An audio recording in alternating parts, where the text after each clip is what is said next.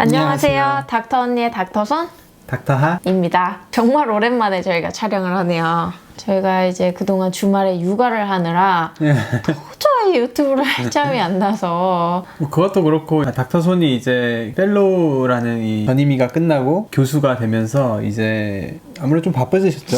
네, 뭔가 이제 하는 일이 좀 더 달라지다 보니까 적응하는 시간도 좀 필요했고 해서 유튜브를 그동안 조금 쉬었습니다. 지금 코로나 환자가 우리나라에 지금 1,500만 명이 된다면서요? 그러니까 거의 3분의 1인데 근데 정말 주변에 이제 진짜 많더라고요. 이 회복을 하고 나서도 계속 좀 컨디션이 좀 안 좋다거나 아니면 계속 좀 기침이 있다거나 뭐 좀 자꾸 숨이 찬 것 같아 뭐 이런 얘기들이 진짜 심심치 않게 들리더라고요. 네, 저희 외래로도 정말 많이 오세요.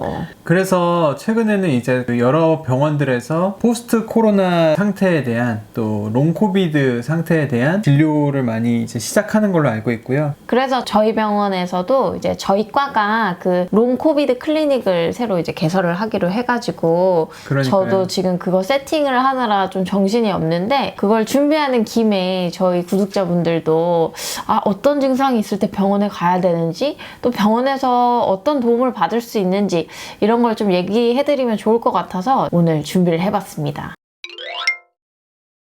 포스트 코비드 이 롱코비드 이거를 어떻게 정의하는지를 좀 얘기해야 될 것 같아요. 다양한 정의가 있었어요. 뭐 예전에는 롱코비드라고 했고 포스트 코로나 컨디션, 뭐 포스트 코로나 신드롬 뭐 다양한 정의가 있는데요. 주로는 뭐 4주에서 12주 이렇게 말이 많은데 중요한 거는 한 달 정도까지는 코로나로 인해서 기침이 있었는데 그냥 안 멈추고 계속 있을 수 있고 숨도 좀 계속 좀 찰 수 있고 이런데 한 달이 지나도 3개월이 지나도 계속되는 이 증상 이것을 이제 저희가 포괄적으로 해가지고 롱코비드다 이렇게 얘기를 하는 거죠.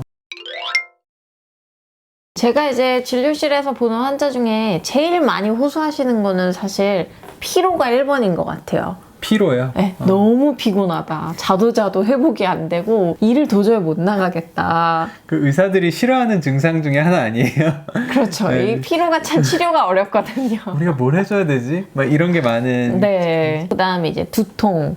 그쵸. 아니면 뭐 깜빡깜빡하고 뭐 집중하기가 어렵고. 맞아요. 그 외에도 이제 코로나 자체가 폐렴이 많이 생기니까 호흡 곤란을 호소하시는 분들도 많고 탈모도 많다 그래요. 맞아요. 그 외에도 평소에는 괜찮은데 운동 후에 갑자기 너무 숨이 헐떡거린다던가 하는 빈호흡도 많고 그 외에도 뭐 피부 질환이나 관절통, 그 뭐 수면 장애 뭐 이런 여러 가지 증상들을 호소하시는 분들이 많이 있어요. 근데 이런 것 중에 어떤 게 정말 우리가 걱정을 해야 되는 증상인지 좀 얘기해 주셨으면 좋겠어요. 코로나라는 거는 사실 이런 심한 염증이 우리 몸에서 한번 불을 지피고 간 거거든요. 그래서 우리 몸에 이렇게 불이 확 났다가 꺼지지 않고 잔불이 남아있는 상태를 우리가 코로나 후 상태라고 하는데 의사와 상담을 해야 되는 증상들이 있어요. 그 중에 하나 대표적인 증상이 호흡곤란이에요. 근데 코로나가 걸렸을 당시에는 숨이 찬 증상은 없을 수도 있어요.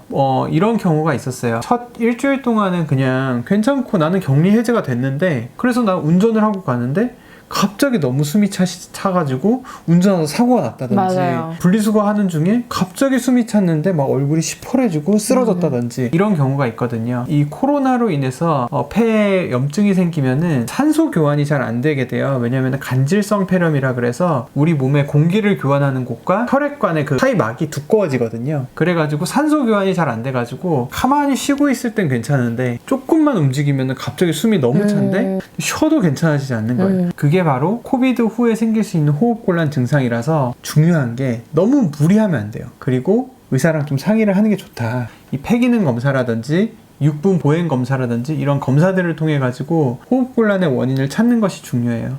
그리고 또 제가 말씀드리고 싶은 거는 이게 그냥 호흡곤란 증상이 어떤 폐기능이 좀 떨어져서 그런 거일 수도 있는데 코로나 환자들이 혈전증이 잘 생겨요. 폐동맥이나 이런 데 날아가게 되면 갑작스럽게 실신을 한다거나 숨이 찬다거나 이런 증상이 있을 수 있어서 호흡곤란 증상은 가볍게 보면 안 되죠. 그럼 회복이 되나요? 이렇게 폐 섬유화가 많이 진행된 경우에는 회복이 좀 더딜 수도 있어요. 그렇지만은 꾸준한 호흡 재활이랑 호흡 운동 이런 것들을 통해 가지고 천천히 좋아질 수 있어요. 그렇기 때문에 내가 이런 게 재활이 필요한 상태인지 아닌지를 아는 게 먼저 중요하고요. 만약에 그 정도가 심하다면은 호흡기내과 전문가들을 만나 가지고 항섬유화 치료를 한다거나 정말 너무 회복이 안 되는 분들은 정말 폐 이식까지 가는 경우도 더 덜어 있어요. 네. 폐이식은 굉장히 드문 케이스지만 굉장히 드물죠. 네. 그러면은 환자가 집에서 뭐 검사를 하거나 체크할 수 있는 방법이 있을까요? 그 산소 포화도 측정기가 있어요. 펄스 옥시메트리라 하는데 뭐 나이가 많다거나 좀 고위험군인 분들은 그런 산소 포화도를 모니터링을 함으로써 갑작스럽게 내가 너무 저산소증에 빠지는 것을 미리 알고 예방할 수도 있다는 얘기도 있고요. 그 외에도 환자분들이 해줘야 되는 거는 생활 습관의 개선이 많이 중요하겠어요. 특히나 금연. 내가 이제 산소 폐 기능이 떨어져 있는데 뭐 담배 연기를 맡는다거나 오염 물질들이 이렇게 폐 안에 들어가게 되면은 산소를 교환할 수 있는 능력이 훨씬 더 떨어지기 때문에 금연은 기본이고, 그 외에도 갑작스럽게 좀 숨이 찰 만한 환경을 피하는 게 좋아요. 특히나 너무 격한 운동을 한다든지 사우나 이런 거 있잖아요. 뭐 나 몸 좀 풀어야지 하고 뭐 뜨끈한 데 가면은 그 뜨거운 데서는 우리 그냥 들어가도 정상인 사람도 들어가도 숨 탁 막히잖아요. 답답하잖아요. 그리고 두 번째로 저희가 좀 주의해야 될 증상은 아까 말했던 혈전증 증상 중에 뇌경색 증상이나 이런 것들이 있을 수 있어요. 주로는 이제 고령에서 많이 있지만 갑작스럽게 뭐 인지 기능이 변한다거나 뭐 말을 하는데 이제 말이 잘 안 나온다고 실어증이 생긴다거나 아니면은 말을 하고 싶은데 구음 장애가 생긴다거나 이런 것들이 이제 생기면은 빨리 병원 가셔야죠. 그렇죠. 심장 쪽에도 문제가 많이 생기는 경우가 있어요. 3개월이 지나도 지속적으로 뭐 두근거린다든지 가슴이 아프다든지 이런 증상이 유지되는 분들이 꽤 있다고 하더라고요. 그런 분들을 코로나19가 지나간 이후에도 염증 반응이 계속 지속되면서 심장 기능이 떨어졌을 때 생길 수 있는 증상이 있을 수 있기 때문에 뭐 이런 두근거린다거나 흉통이 있을 때는 심장 검사를 할 수 있는 병원에 갈 수 있는 게 좋아요. 그래서 뭐 간단하게는 심전도부터 해서 심초음파까지 이제 검사를 해볼 수 있겠네요. 그렇죠. 지금 벌써 얘기한 것만 해도 한 증상에 대해서도 다양한 병이 있잖아요. 그래서 코로나19 이후에 생길 수 있는 합병증에 대해서 종합적으로 볼 수 있는 이런 진료가 필요해요.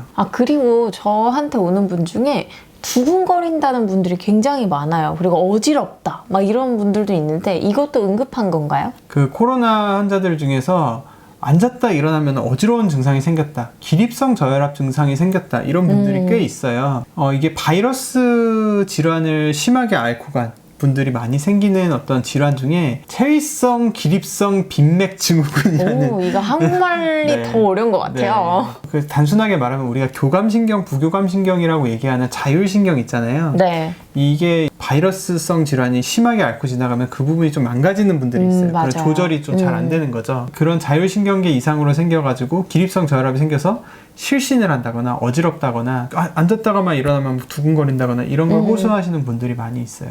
저희 과에서 이런 분들은 이제 자율신경계 검사라는 걸 하거든요. 네네. HRV라는 검사가 있는데 이런 것들을 한번 받아보시는 게 좋을 것 같아요. 심장내과에서는 이런 분들은 이제 그 앉았다가 세우는 이런 헤드업 틸트라는 검사를 통해 가지고 보통 진단을 하게 되고요. 그 진단을 하는 이유는 사실 이런 자율신경계 이상이 있는 경우에는 시간이 오래 지나면 좋아지는 경우가 많이 있어요. 근데 그런 게 아니라 심각한 부정맥이나 이런 게 있는지를 혹시나 찾아내려고 하는 거고요. 그럼 이런 것도 치료가 되나요? 저희는 주로는 이런 자율신경계 이상으로 인해서 뭐 실신을 한다던가 이런 분들이 있으면은 일단은 이 병은 점점 악화되는 질환이 아니에요. 그렇죠. 그래서 일단 환자분을 좀 안심시키는 게 중요하고요. 이 병이라고 하면은 그런 교육 자체만으로도 환자분들이 좀 덜 불안해할 수 있거든요. 그리고 가장 무서운 게 실신이기 때문에 뭐 지하철에 갑자기 쓰러서 머리가 깨진다거나 이런 게 문제가 되기 때문에 갑작스럽게 너무 자리에서 일어난다거나 이런 것들만 조심해도 그런 이벤트 자체를 좀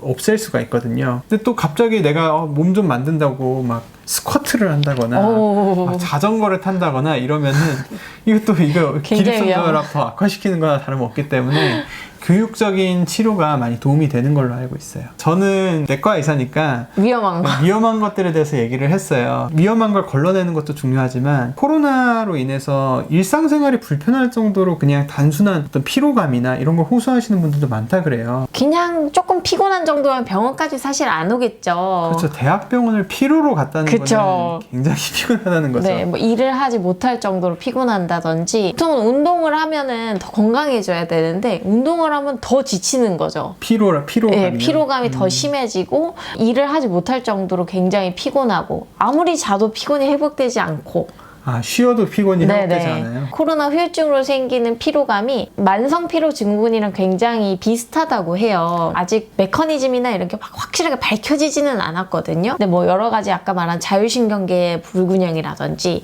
아니면 이제 염증 반응이나 뭐 면역 반응으로 인한 활성산소 그런 것 때문에 피곤함이 유발된다. 뭐 이런 가설들이 있어요. 저는 항상 이런 환자들은 일단 제일 중요한 거는 수면이 먼저 회복이 돼야 돼요.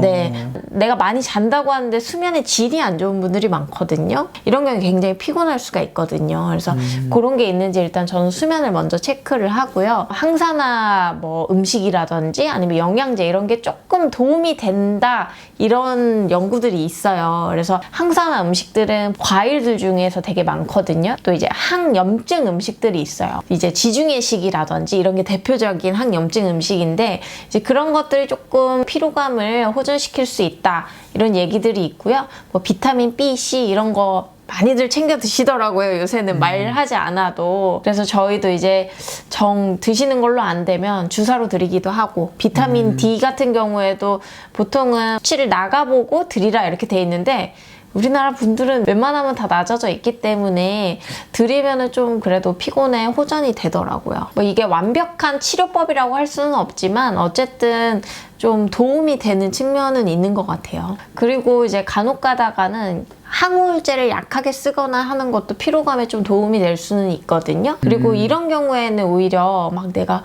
운동을 해서 이 피로감을 이기겠어 하면은 더 몸이 소진될 수 있어요. 그렇기 때문에 코로나 후유증으로 인한 피로감이 있을 때는 격한 운동보다는 뭐 요가라든지 명상 아니면은 가벼운 산책 정도로 해서 내 몸을 좀 회복시키는 게 오히려 중요합니다. 그러면 피로감이 이제 가장 많은 증상이라 하셨잖아요. 그 외에는 또 어떤 증상이 문제가 되나요? 이런 분들 되게 많아요. 자꾸 깜빡깜빡한다. 건망증이 엄청 심해졌다.